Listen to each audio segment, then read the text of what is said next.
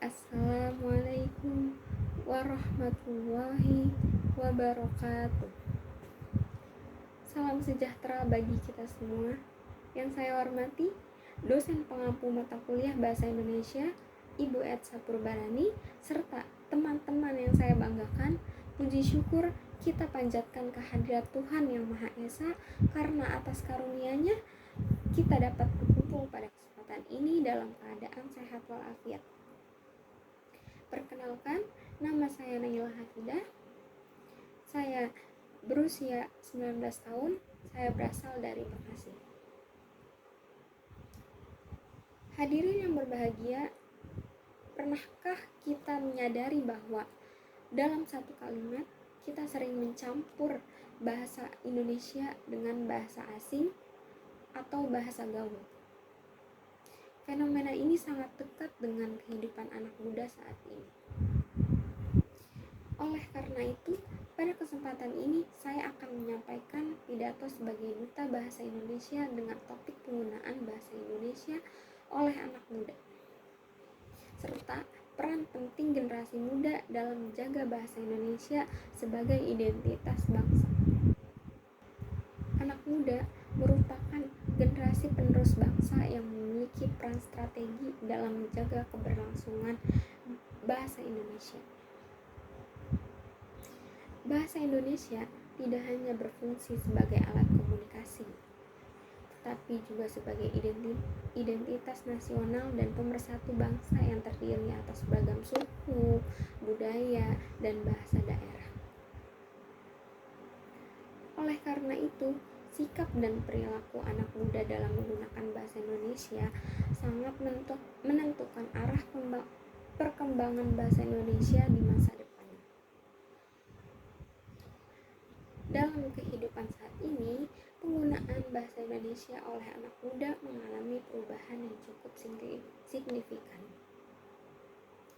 Perkembangan teknologi, media sosial, dan globalisasi telah memengaruhi cara anak muda berkomunikasi. Anak muda cenderung menggunakan bahasa yang lebih singkat, praktis, dan informal. Selain itu, penggunaan bahasa campuran antara bahasa Indonesia dengan bahasa asing, terutama bahasa Inggris serta bahasa gaul, semakin marak digunakan dalam percakapan sehari-hari, baik secara lisan maupun tulisan.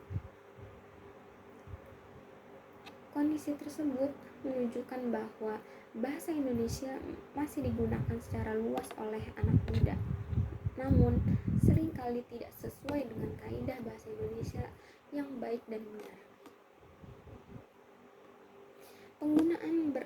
Penggunaan singkatan berlebihan, penghilangan struktur kalimat yang tepat, serta pemakaian istilah asing tanpa penyesuaian menjadi hal yang dianggap wajar. Padahal, dalam situasi tertentu seperti pendidikan, dunia kerja, dan komunikasi resmi, penggunaan bahasa Indonesia yang sesuai dengan kaidah sangatlah penting. Permasalahan yang muncul dari fenomena ini adalah menurunnya kesadaran anak muda terhadap pentingnya penggunaan bahasa Indonesia yang baik dan benar. Jika kondisi ini terus berlanjut, bahasa Indonesia berpotensi kehilangan wibawa dan fungsinya sebagai bahasa resmi negara. Selain itu, kemampuan anak muda dalam berkomunikasi secara formal dapat menurun, sehingga berdampak pada kualitas akademik, profesionalisme, serta kemampuan menyampaikan gagasan secara jelas dan sistematis. Di masa depan, penggunaan bahasa Indonesia oleh anak muda dapat memberikan dampak yang positif dan negatif.